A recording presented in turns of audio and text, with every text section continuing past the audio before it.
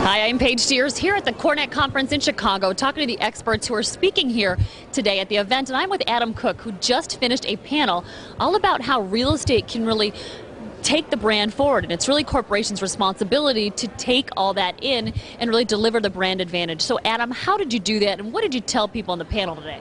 Sure. Well, our presentation today was all about highly branded environments. I was very lucky to have a co-presenter, Joan Bates from DeVry Incorporated. She's their corporate investor relationship manager. And the real message today was corporate real estate has had traditionally a classic job around finance, around being a psychologist with workplace strategy. They've had to become experts in sustainability, but what's the next big step in corporate real estate?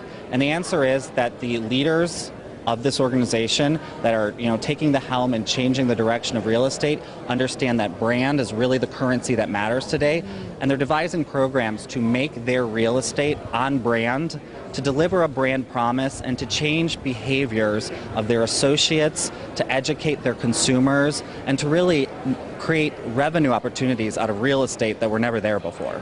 So do you think this use of brand and really thinking about that is the next evolution of corporate real estate? Because they've thought about what you just mentioned earlier, but are they now really thinking of the overall enterprise value, and does that translate to the bottom line? Yeah, I mean, it absolutely 100% translates to the bottom line. We reviewed a few case studies and spoke to the actual impact. Typically, real estate subtracts from your revenue, it doesn't add to it, so it's nice to bring back to the portfolio. But also, I think the leaders are really understanding that it's not just about making transactions, it's not just about putting people in space, it's really becoming more of a strategic player within the organization. And if you can't fully understand your brand, then you're missing the point as a leader in any organization. And in real estate specifically, there's a giant opportunity for bringing the brand to life. Not just sending it out via emails or informational packets or maybe short videos, but actually building a brand that people can walk through, can touch, can experience. It's incredibly impactful, and leading organizations are realizing that it's a major way to contribute to the business. That's interesting, Adam, because we're talking about more than just a big sign at the top of the building that shows your company's there, right? I mean, you're talking about a physical environment that sells your company. Yeah, I mean, it's most easiest to understand it in the likes of retail or museums with hands-on experiences, but it's taking those lessons that we've learned from retailers and from our museum clients and bringing that into the corporate occupier environment.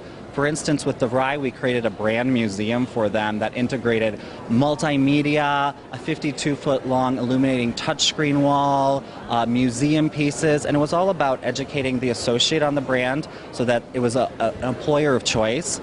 They are a publicly traded company, and it was about bringing investors to some place that really heralded the brand.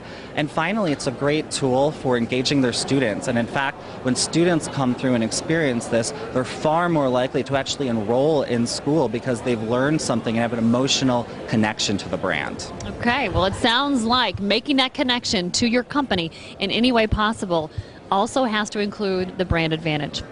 Okay, Adam, thanks for sharing this insights with us. I want you to stay tuned. We're going to have more insights coming to you live from the CoreNet Show in Chicago.